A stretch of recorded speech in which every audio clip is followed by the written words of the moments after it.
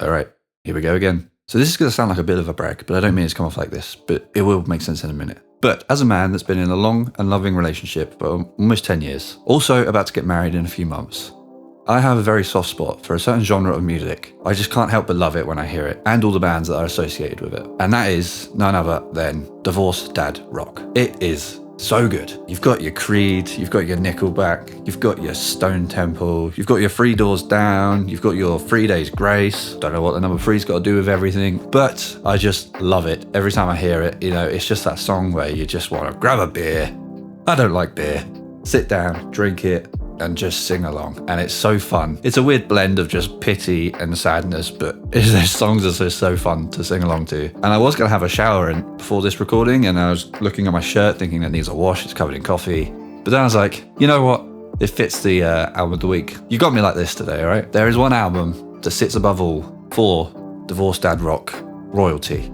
It's on the Mount Rushmore of just divorce dad rock, and that is none other than Puddle of Mud, Come Clean. And you get home from work and you just sit down, you have a beer, and you just play this album. That is the mental state of a divorced dad in its peak, all right? That is prime divorced dad energy, and I'm all here for it. I love it. I love the album.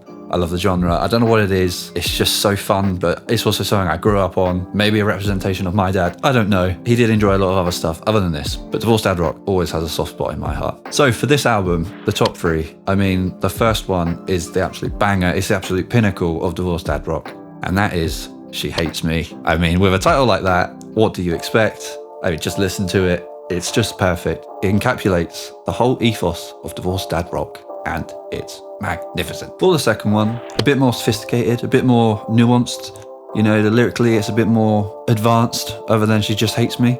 We're gonna go with Blurry. This one's a bit less poppy than She Hates Me. It has a bit more of that grit, that original dad rock grit. But Blurry for me, I think, other than She Hates Me, is definitely my favorite single on the album. I think it really encapsulates divorced dad rock the best. For my third pick of the album, I'm gonna go with Basement. Now this, it leans more towards, you know, the grit, the tone down, the mourningfulness of divorced dad rock. And again, it's just a staple, I think, for that genre of music. You know, if you just throw this album on, you feel like you've just lost everything. You've lost the house, she's taken the kids, nothing's going right, and it's just amazing. That's the only way to it's just, you're like, well, this is my life now. Crack open a beer, sing your heart out. For some reason, it just gets me every time I hear it. I love it. I think the talent is incredible, and I think all these artists are so talented, but the way it's just been lumped in with this kind of subgenre of rock and stuff, it's just so fun.